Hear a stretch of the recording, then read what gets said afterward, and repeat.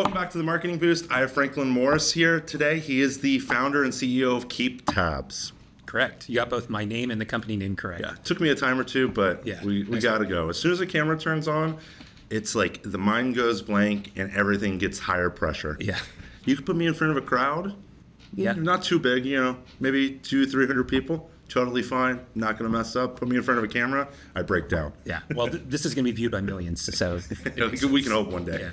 Cool. I want to talk. You're building KeepTabz, and I want to set the tone for everything. But I want to hear about that. I want to hear what it is. I want to get that elevator pitch in the front. Mm-hmm. And then you've got a marketing background, just like me.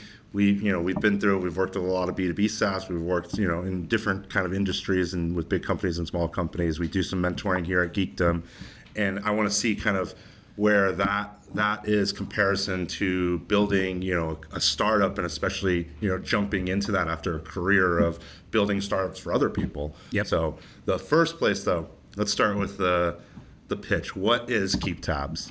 What is KeepTabz?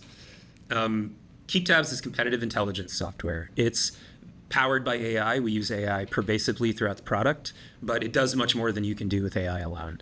And so the premise and why I called it that is because it helps you keep tabs on everything your competitors are up to without literally keeping 50 tabs open on everything your competitors are up to, copying and pasting what you find into a doc you never look at again, which I've discovered and I've in my lived experience is how this is still done in 2026, like the era of AI.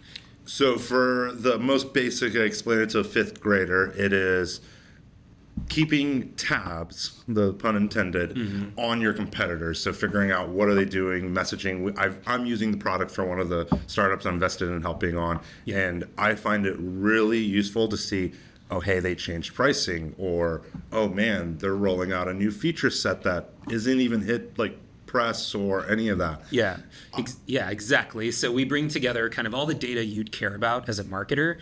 That's like news, reviews, social media activity, SEO performance. We track all the pricing pages, all the terms of service agreements, everything like that. Stuff that you just don't have time to actually do, and so oftentimes doesn't get done. It's stuff that big companies have large teams of people to do. And so my impetus to start the company was that I wanted there to be, I felt like every company should be able to have enterprise level competitive intelligence, not just the big guys. And so, 100% correct. And you got that information, you got that idea from working inside of a venture scaled business and then also other businesses, right? So so for the last 4 years, I was a VP of marketing at Alloy AI. It's a company in the retail analytics space. And during my 4-year stint there, I noticed a massive change in the market. Like at the beginning of that time, people either... It's COVID too, so... Yeah. Nightmare of a time to be in the logistics, even the marketing side of that business. Exactly, yeah. And so it was like at the beginning, people either bought our product or did nothing. And by the end of it, it was like every deal had multiple competitors. There was downward pricing pressure. There were competitors launching features, and it was too much for me as a VP of marketing to keep up with, even though it's my job to know the market, to enable the rest of the company on what the market is doing. It's literally in my title, marketing, right? And so, I just wanted a product that would do something really simple. It seemed simple to me. It turns out it's actually pretty hard once we set out to build it. But it would basically just track everything I cared about and alert me to the important stuff. And I couldn't find anything that could do it for less than, or at a price point I could afford, right? Okay. Like most of the products that do this are, $30,000-$40,000. Enterprise value, and that's where you saw the gap in the market. Exactly. Is just a lower kind of tier, not enterprise pricing, where all of us are getting ripped off in some capacity. Yeah, correct. With 2-month implementation times and really long time to value, really long sales cycles and all of that. So I dreamed of a product that would be just swipe a credit card, you're up and running and seeing value within a day. And so that's what we've built. I like it. The one part I want to back up a little bit is keeping tabs on your competitors. Mm-hmm. Everyone talks about it in varying ways. I think the market, intelligence is a market out there. Mm-hmm. However, a lot of people say ignore your competitors. Don't worry about them. Focus on what you're building. Some people say steal from the competitors and innovate, and then other people kind of toe the middle line of you need to essentially see an update and activate and change your message too, because the market's moving. Like, Yeah. where do you land in that sphere for anybody that's doing marketing? Well, again, I go back to the word itself, marketing, right? Like, I feel like for maybe the last decade or so, marketing has been more like ing than market. It's been just about doing activities and maybe not paying as much attention to the market.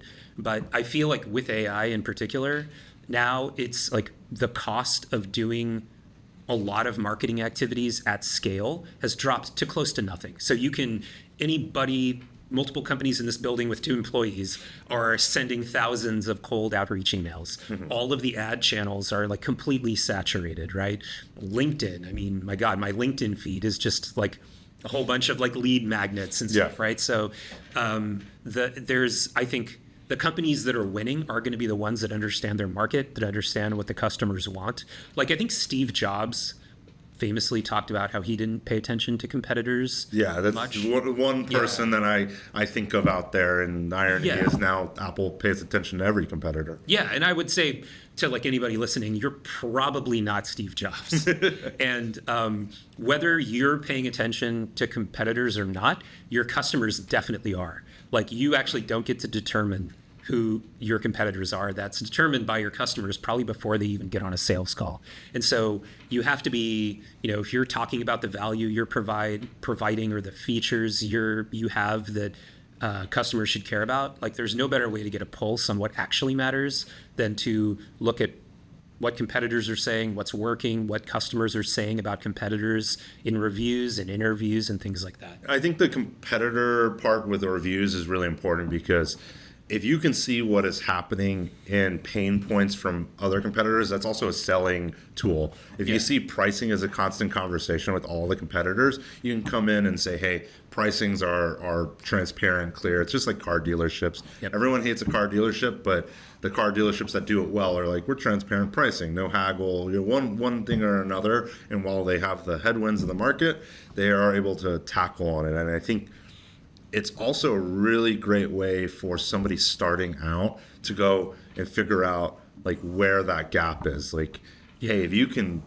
read 1,000 reviews, or have AI kind of parse it and say, hey, here's the pain points, here's the good, and here's where you can compete on. I think that gives you like a jump start in talking to people versus going out there and say, hey, what do you think about this product? Like, where are you at? Which a lot of people inevitably end up doing. Yeah, and reviews are actually a controversial thing in marketing and in product marketing and competitive intelligence marketing and stuff. All kind of lies. Yeah, well, because so the problems are that a lot of them are incentivized, right? A lot of times, you'll get a gift card in order to go write a good review on G2 or something like that.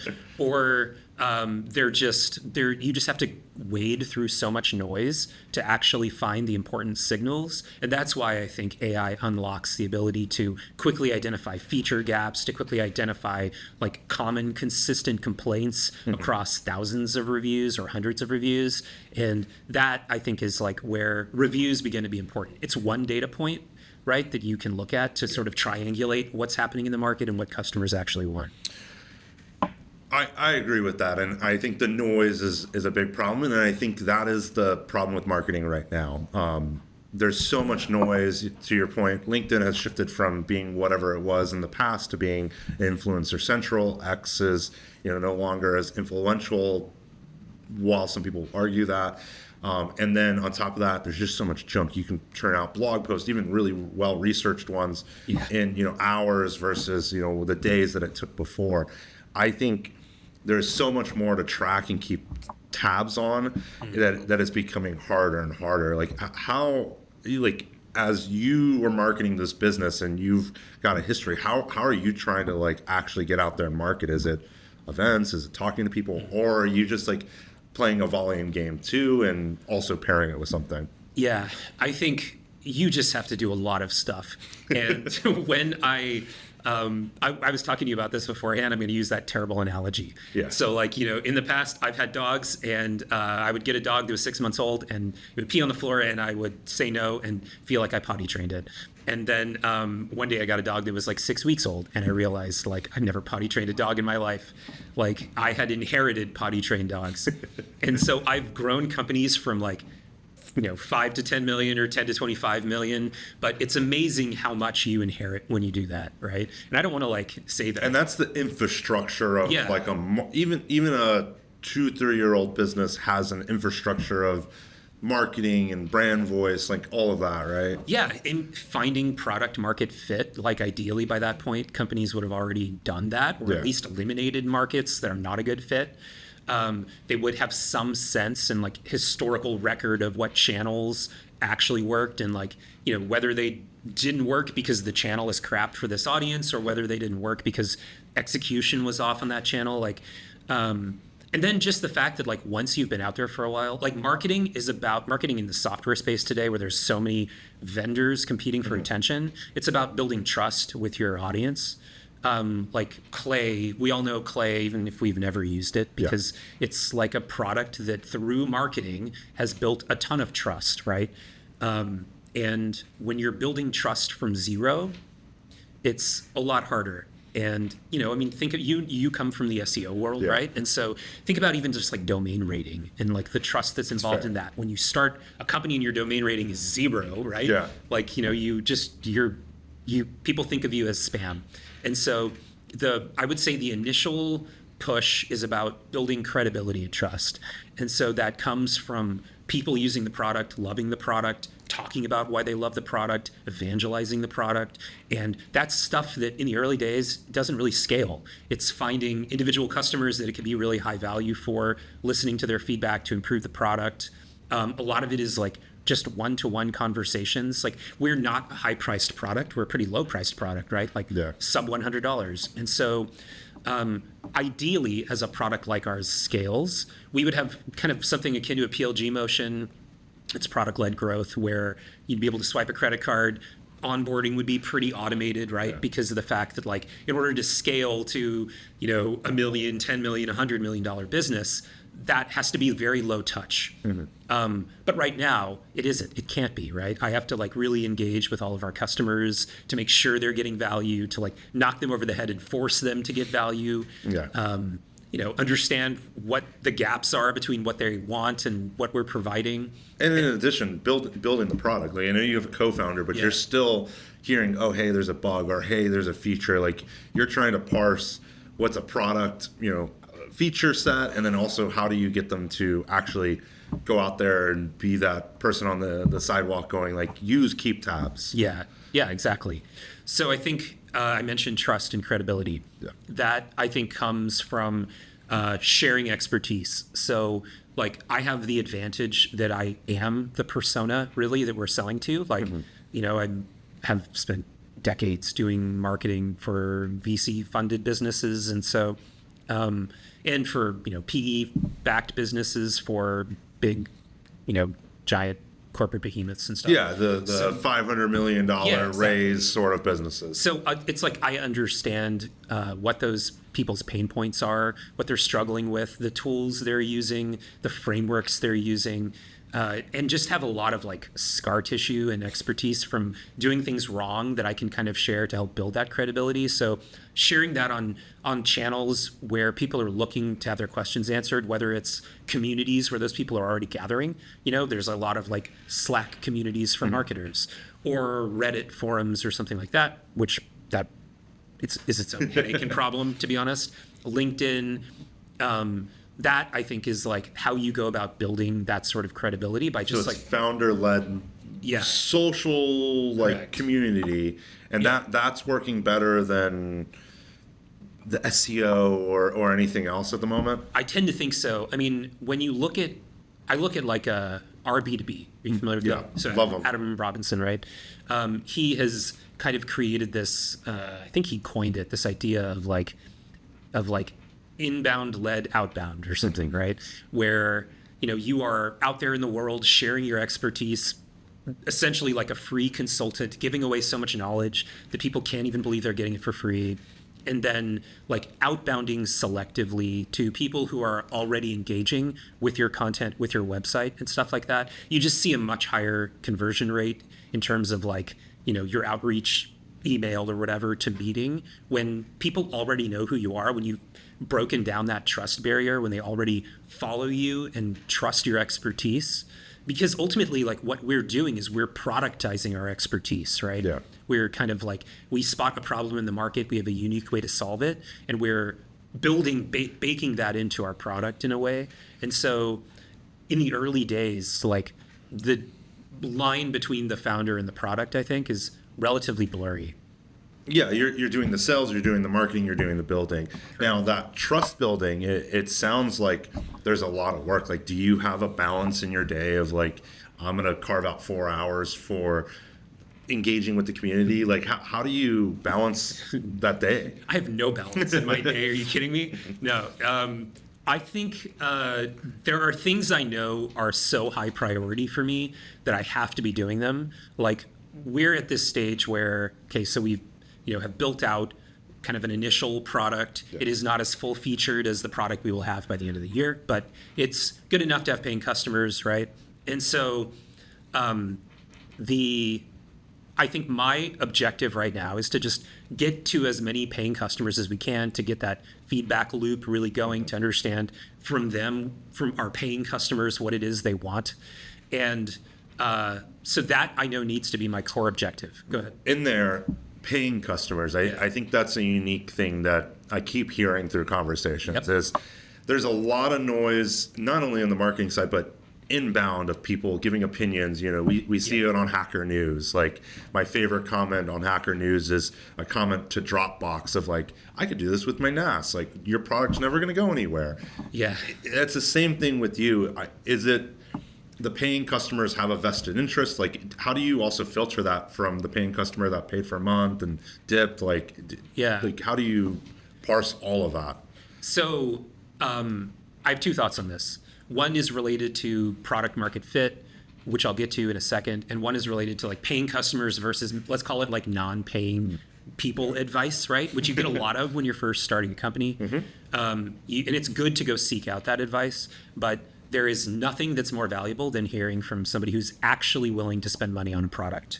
Like, somebody who's the smartest person ever, who, in my experience, like if they are a VP of marketing at a company that looks right, but they maybe don't care that much about competitive tracking because their industry is not dynamic enough, or for whatever reason, their advice is like a lot less important than somebody who kind of feels that pressure and pain and is actually willing to spend money on the product. And so, like, early on, it's fit that ICP, because later on, and I think you've probably experienced this at Alloy, is it almost becomes a force function of like, force them to feel the pain, like make sure that they're missing out on it, versus early on it's overlook that person, ignore them. Like, if they don't hit back or respond, it's not 7 emails to them. It's like, go talk to the person there. And I think that's the big difference, right? The other difference is that those customers that are paying have skin in the game. Okay. Like, when somebody, there's a correlation between the people who are using our product for free as beta testers and usage rates. The people who are actually paying for the product tend to just use it more, because they have skin in the game. That's fair. On your usage, like, what do you measure as like the guiding light for you? This is actually kind of hard, because as you know, one of the ways people consume our product is via Slack. Like Slack alerts, notifications. So like, one of our value propositions is that you don't need another tool to log into. Because of that, we can't measure like time in the product. That doesn't necessarily correlate to customer value. We can measure like how many alerts you get. We can measure the percentage of customers that have like even gone in and set up those alerts. Because the customers who don't set up their alerts, like, they pretty much don't engage and usually end up kind of churning off the product.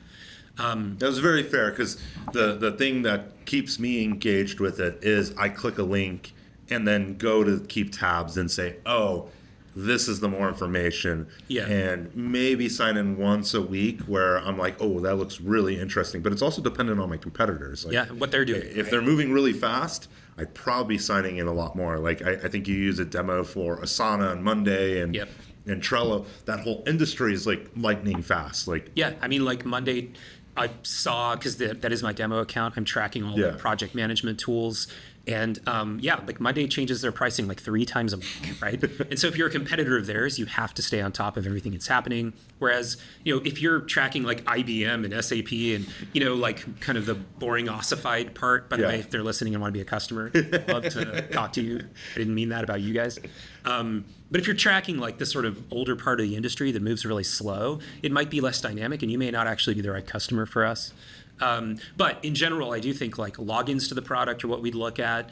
And then, like our hope is that people are logging in a couple times a week to the product, meaning that they caught something in an alert that was interesting to them. They're going in and checking it out, right?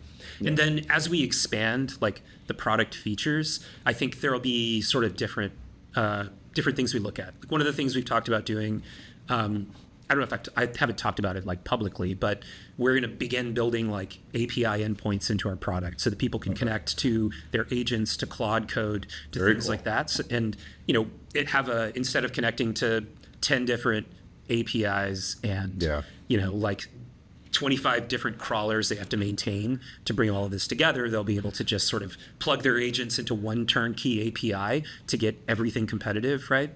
And I think that's really powerful because MCPs, APIs are all becoming something out there. If you compare together HubSpot, Salesforce, whatever CRM data, I think you integrate with Gong, and then you have the competitive information. Okay, not yet. You're working on it. Yeah. A little future set, but all of that together gives a competitive intelligence that's different. Yep. How do people actually do something with that data? Like sometimes I see pricing changes with Monday or a competitor.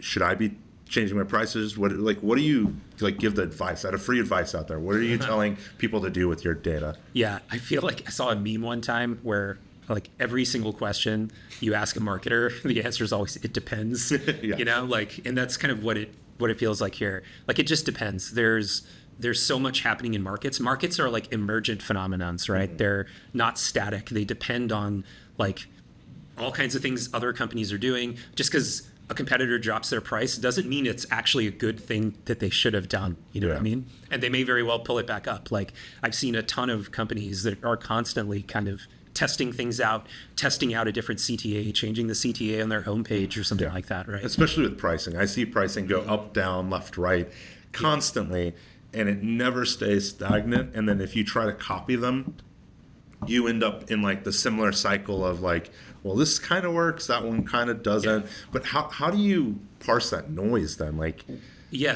well, it's the hard part. That depends, and I get like I'm 100% on it, but like how would you tell a startup founder today if they were sitting in the room with us?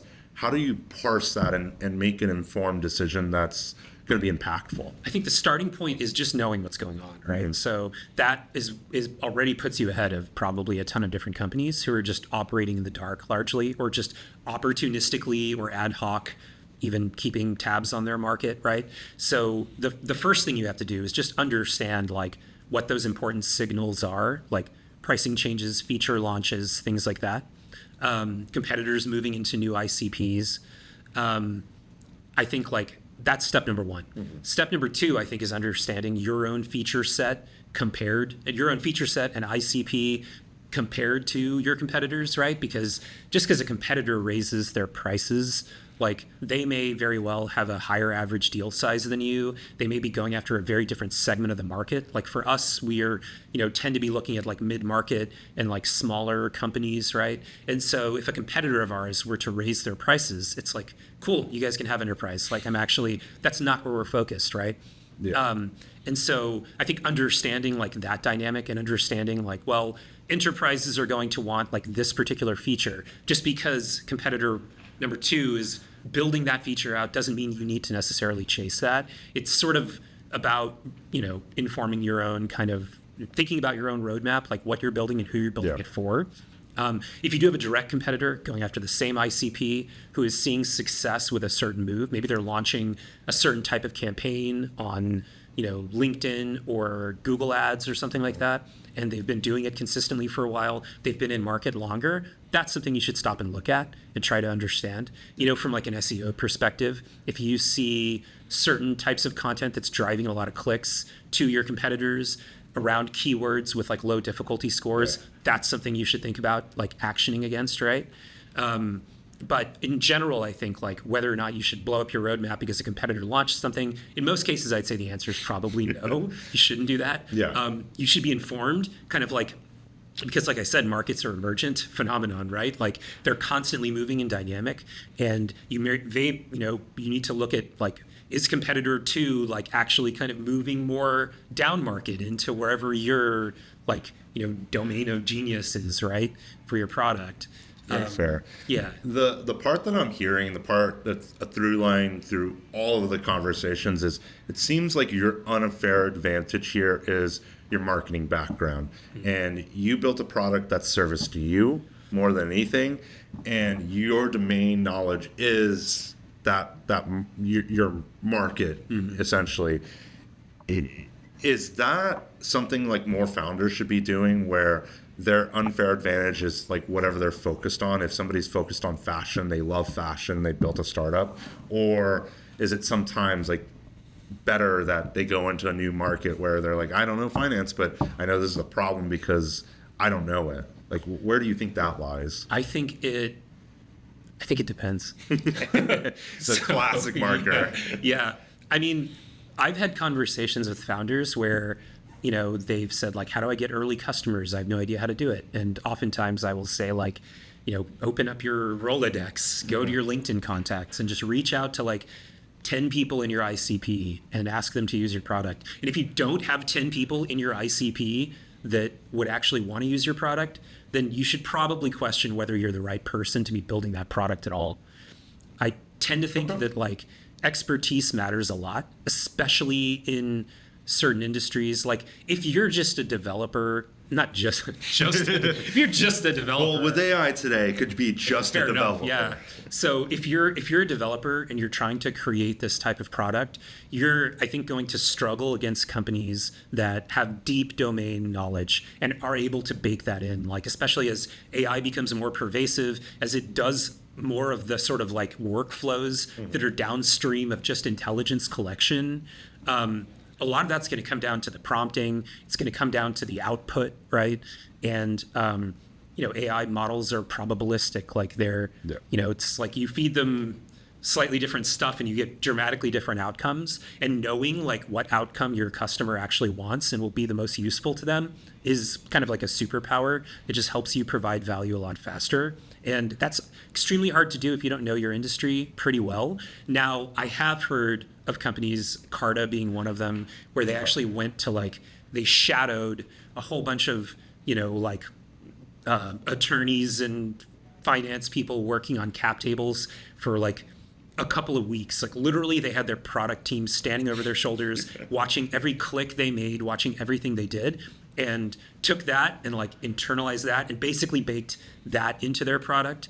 That's perhaps another way around that. Like they may not have started out as the company that knew the most about that, but they quickly became the company that put in more work to understand how your customers actually work than anybody else. And so it is often understanding the customer, putting their shoes on and walking a day in their life. Yeah, that's everything. Yeah, I mean, I know that I'm like as a consultant, I'm sure you've come into businesses before and like haven't had that sort of expertise, but like what I feel like makes the difference between good agencies and crappy agencies, or good consultants and crappy consultants, is that you're able to like very quickly get up to speed on an industry, to ask the right questions, to understand the customer need.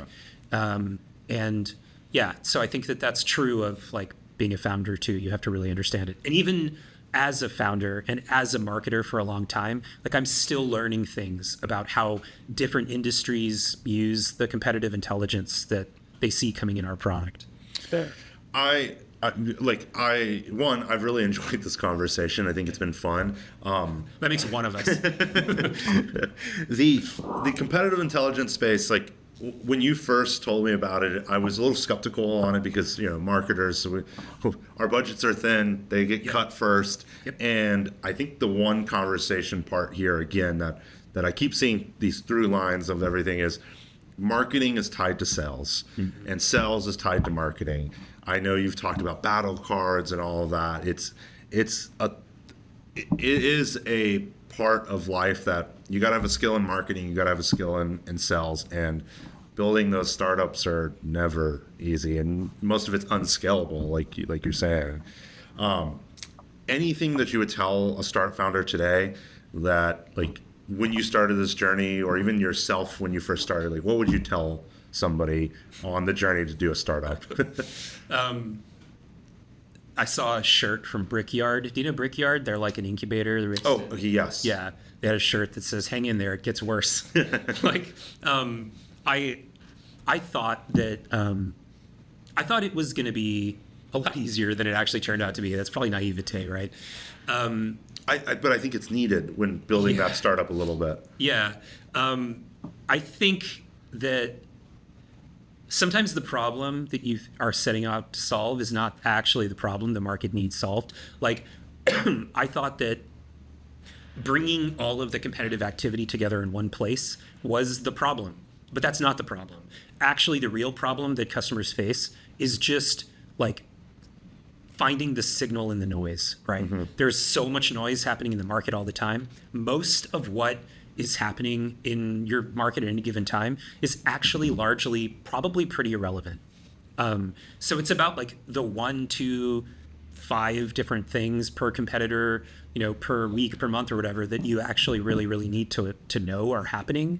I think that's true for a lot of different founders. That the problem they're actually setting out to solve, if they talk to enough customers using their product in early days, may find that it's actually a slightly different problem that you need to solve in order to get to giving your customers the value they need. Backing up to, you had a problem, like, did you, the problem that you were solving, obviously there, like, how did you discover that was different than the problem that you originally started with? Because it was your problem. You experienced it, and then all of a sudden you've talked to more people and it's changed. Like, how did you come to terms with that? Yeah, I'll call out Zach from GiveKit, who was one of our first beta customers. And I remember, like, because he was one of our first betas, at this point we have like thousands of news articles from his entire market in the product. Mm-hmm. And when we pulled together all of the social, all of the ads, all of the website changes and pricing changes and news and reviews, it was like unusable. There was just so much information that, like, as he's CEO of that company, like, he doesn't have time to wade through that, right? Like, if you're a full-time marketer, maybe you can make the case it's your job. But he just wanted something that was going to, like, elevate the most important stuff to him, right? So that's what we had to build. And that was feedback that came directly from him. It's like, okay, cool, I see everything here, but it's like just a blindingly large amount of, like, data. And how do you tell me what's most important? Which is where the AI really sings. And that might have been your blind spot because you were the marketer. You could go in and just kind of parse it and go, these 5 things probably matter. Yeah. Whereas somebody without he had a software background, he's going to look at that and go, ooh, that's like, what actually matters? It's just like if you walk into the kitchen with a bunch of ingredients, it's like, what do I do with this? But the chef's going to walk in and go, ooh, I know what I'm going to do. Yeah, and so that's one of the things we baked into the AI agents. So we have agents that are basically reading every update that comes through, every navigation change on a website, every change to a terms of service agreement or That's something. my favorite part is the term of service. Yeah. As just a side note, is that is a huge signal to what's going to happen.